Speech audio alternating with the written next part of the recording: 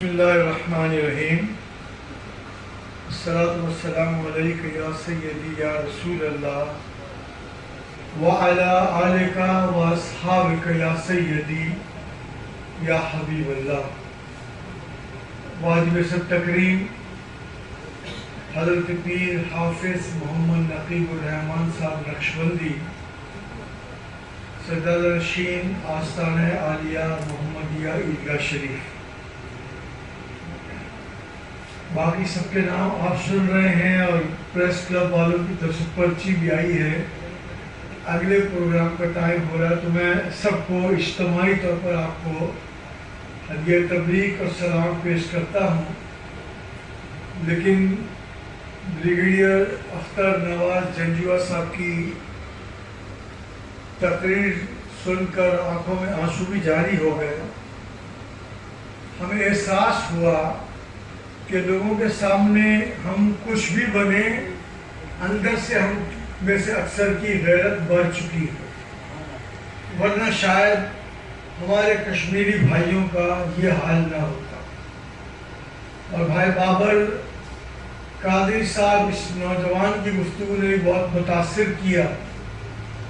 ہمارے طالب محمود صاحب نے وکلاء کی جانب سے جتنا پرجوش عمل کچھ عرصے میں ہوا اس کی تفصیل بتائی، اس کو جان کر بھی بہت خوشی ہوئی۔ میں فدا حسین ہاشمی اور ان کے تمام احباب کا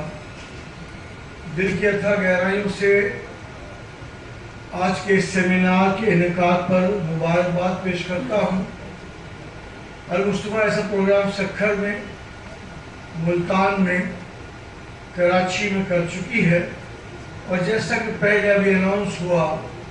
پاکستان کے ہر اہم مرکزی مقام پر ایسا شہر ایک بیداری کی تحریک پیدا کرنے کے لیے ایسے پروگرام منعقد ہوں گے۔ عوام الناس کے اندر بہت جذبہ ہے، بات بنیادی طور پر قیادت کی ہو رہی ہو، وہ آم اور چوڑیاں اور ساڑیاں بھیجنے کی ہو، اور جواباً آرم آنے کی بات ہو، اصل آنے کی بات ہو، تو اس سے بھی سمجھا جا سکتا ہے، اور جو پروٹوکول دینے کا مسئلہ ہے اس سے بھی سمجھا جا سکتا ہے۔ اس وقت روئے زمین پر نریندر مودی سے بڑا کوئی دہشت گرد نہیں ہے۔ اس کو اتنا پروٹوکول دینا، اس کی حلف برداری کی تقریب میں جانا، یہ ظاہر بتا رہا ہے کہ اندر سے اسلامی غیرت ختم ہو چکی ہے، اور بہرحال جو ان کو کرنا تھا انہوں نے کیا۔ اس سے پہلے بھی یہ بہت دکھ ہوا تھا، لیکن ان ممالک پر ہمارا تو کوئی چلتا نہیں ہے، بس کہ ہمارے دو مسلم ممالک نے جتنا ہائی پروٹوکول نریندر مودی کو دیا، جس کا ذکر عبد النوید حیدری صاحب کر چکے ہیں، ظاہر ہے کہ اس پروٹوکول کو ٹیلی ویژن پر دیکھ کر میری آنکھوں سے بھی آنسو جاری تھے۔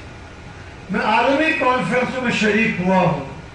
یہ پاکستان کے حکمرانوں کی، فوجیوں کی، سب کی بنائی پالیسی ہے۔ میں یو این او کی، آئی ایل او کی، ہیبیٹاٹ کی ساری کانفرنسوں میں گیا ہوں، ٹاپک کوئی بھی ہو، لیکن کشمیریوں کی ہم بات کرتے ہیں۔ اسی کانفرنس کے اندر سعودی عرب کا نمائندہ ہو، یو اے ای کا نمائندہ ہو، اور کوئی ملک کا نمائندہ ہو، فلسطین کا ہو، مصر کا ہو، ایک بندہ کشمیر کا نام آ نہیں دیتا۔ کسی حد تک ہماری خارجہ پالیسی کی بھی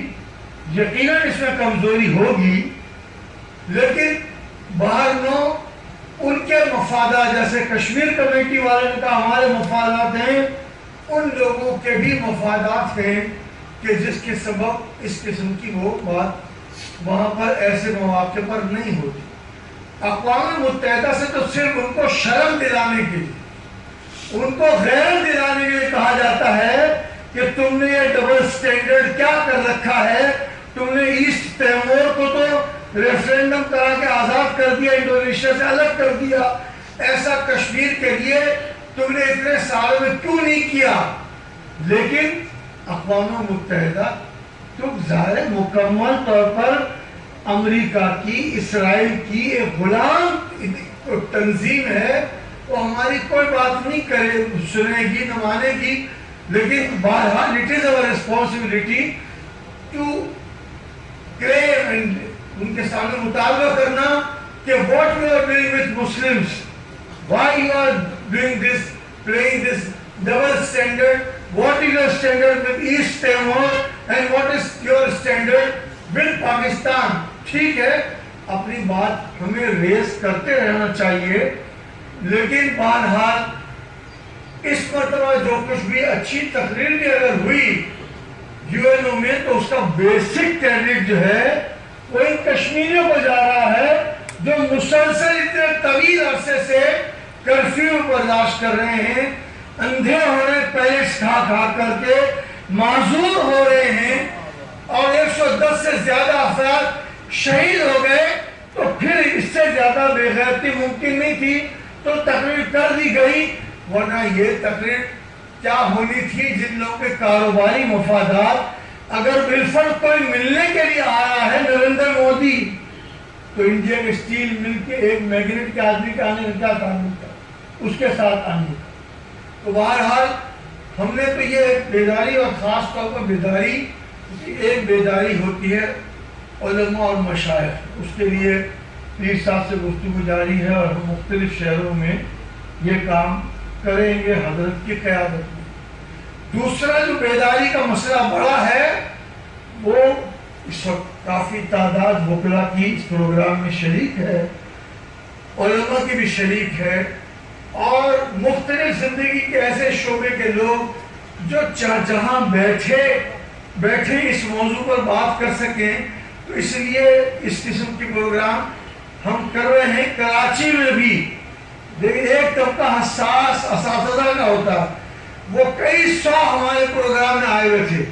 ایک استاد نے سوال کیا، بڑی اچھی بات آپ نے کی، لیکن ہم کیا بچوں کو کشمیر کے بارے میں پڑھائیں؟ کسی سیکنڈری کی کلاس کے لیے، کسی کالج ایجوکیشن میں، کسی گریجویشن ایشو میں کشمیر کی وہ ہسٹری لکھی ہوئی ہے جو بریگیڈیئر جنجوا صاحب نے بھی پڑھائی. اس وقت اس نے نام نہیں دیا تھا، لیکن ابھی ہم نے سنی. میں نے اس وقت اس کے جواب یہ دیا، استاد صاحب آپ بات ٹھیک کر رہے ہیں، یقیناً یہ مختلف ادوار کے حکمرانوں کی بے غیرتی کا مظاہرہ ہے، لیکن اس کو بھی کورس میں شامل کرنے کے لیے ظاہر اساتذہ کے ذریعے ہی آدمی پہلے بناتا کہ کس چیز کو ہمیں شامل کرنا ہے. تو بہرحال اس کو شامل کرانے کی اپنی سی کوشش کریں گے لوگ. اور تو میں جلدی اپنی گفتگو کمپلیٹ بھی کرنی ہے، مجھے پتہ پرچی آ چکی ہے کہ اور تو میں ڈائریکٹ لائیو خطبہ ہے سن رہا تھا ایک ٹیلی ویژن، اور اس کا ٹرانسلیشن بندہ ایک کر رہا تھا، تبصرہ اس کو میں کر رہا تھا. میں آخر تک اس بات کے انتظار میں رہا کہ خطیب صاحب کشمیریوں پہ ہونے والے جرم پر ایک جملہ اور دعا کا ایک جملہ کشمیریوں کے لیے بول دیں، لیکن ایک جملہ بھی نہیں بولا گیا. ہماری تو کوئی نماز فلسطینیوں کے بغیر، حرمین شریفین کے تحفظ کے بغیر ہماری تو کوئی نماز کی دعا مکمل ہی نہیں ہوتی. لیکن ان لوگوں کا بہرحال یہ بیہیویئر ہے. باقی دنیا جو انڈیا کی طرف مائل ہو رہی ہے جمہوریت کے نام پر، کیا جمہوریت؟ مسلمان اگر ہندو کی دکان پر 8 آنے کی کوئی چیز خرید کے 1 روپیہ دے تو وہاں کا ہندو مسلمان کے ہاتھ سے 1 روپیہ نہیں لیتا، ایک کاغذ یا پنکھا اس طرح سے آگے رکھ دیتا ہے. اور ہمارا چونکہ ان کے نقطہ نظر سے ہاتھ پاک نہیں ہے اور وہ ناپاک اپنے آپ کو پاک سمجھ رہے ہیں، اور وہ 8 آنے کی چیز ہے تو 8 آنا اس کو ہاتھ سے واپس نہیں کرتا. وہ 8 آنے کی کاغذ یہ جو گرمی میں پنکھا چلاتے ہیں اس پہ 8 آنا رکھے گا اور مسلمان اس کو اٹھا لے. تو یہ تو ان کا وہاں کے شہریوں کے ساتھ سلوک ہے. ان کا سلوک نیپال کے ساتھ کیا ہے، ان کا سلوک سری لنکا کے ساتھ کیا ہے، ان کا سلوک سکھوں کے ساتھ کیا ہے، ان کا سلوک اپنی جو لوور کاسٹ تھے، جس کو تو وہ شودر وغیرہ کو تو دلت وغیرہ کو تو ظاہر ہے کہ وہ فورتھ کلاس بھی کاؤنٹ کرنے کے لیے تیار نہیں ہوتے، تو دنیا کیا اندھی ہو گئی ہے کہ ایسے ملک کے اس رویے کو جمہوریت کا نام دے رہی ہے۔ بہرحال باتیں تو چونکہ بہت زیادہ ہیں، لیکن میں چند باتیں بطور اعلان کرنا چاہتا ہوں۔ ایک تو ملک کے بڑے شہروں میں مسلسل علماء اور مشائخ کے کنونشن، جو بھی پیران اوزان ساتھ دیں، انتظامات نظام مصطفیٰ پارٹی کرنے کی۔ نمبر 2، ایک اس قسم کی بیداری کے سیمینار پاکستان کے حساس شہروں میں، علاقوں میں، بار ایسوسیشنوں میں جہاں بھی ہمارے لیے پاسبل ہوگا، ہم اپنا فرض پورا کرنے کی کوشش کریں گے۔ ہم ایک نعرہ آج سلوگن کے طور پر دے رہے ہیں، اس کو پرنٹ کر کے، اس کے سٹیکر بنا کے، اس کے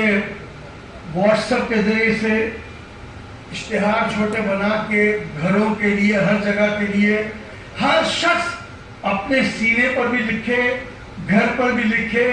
کار میں بھی لکھے، مجھے پاکستان سے پیار ہے۔ ہمیں پاکستان سے پیار نہیں ہے، اپنے عہدوں سے پیار ہے، ہمیں حرام خوریوں سے پیار ہے، ہمیں رشوت سے پیار ہے، ہمیں کمیشن کھانے سے پیار ہے، ہمیں اس ملک کے لوگوں کو، جیسے ہمارے بھائی نے پڑھی تھی، کوئی نظم پڑھی تھی کہ ہمیں تو ہر چیز پاکستان کی بیچ کر اپنی دنیا بنانے سے ہمیں پیار ہے، لیکن اس ٹینڈنسی کو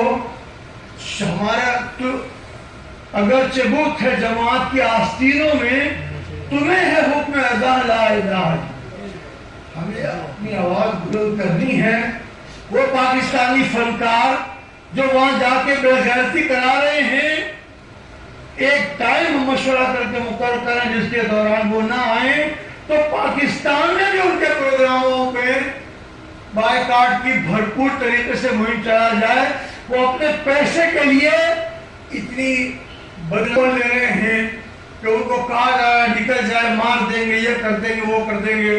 لیکن وہ واپس آنے کے لیے ہرگز تیار۔ ہماری کرکٹ کی ٹیم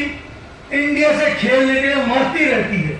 منت سے واجب انڈیا کی ہو رہی ہے کہ تم آؤ اور ہمیں بلاؤ اور تم یہاں آؤ۔ تو اس رویے کے خلاف بھی نوجوانوں میں ایک بیداری کی مہم چلائی جائے گی۔ ہماری ماضی کی حکومتیں، موجودہ حکومتیں سب جو یہ مہم چلا رہی ہیں کہ انڈیا کو تجارتی طور پر موسٹ فیور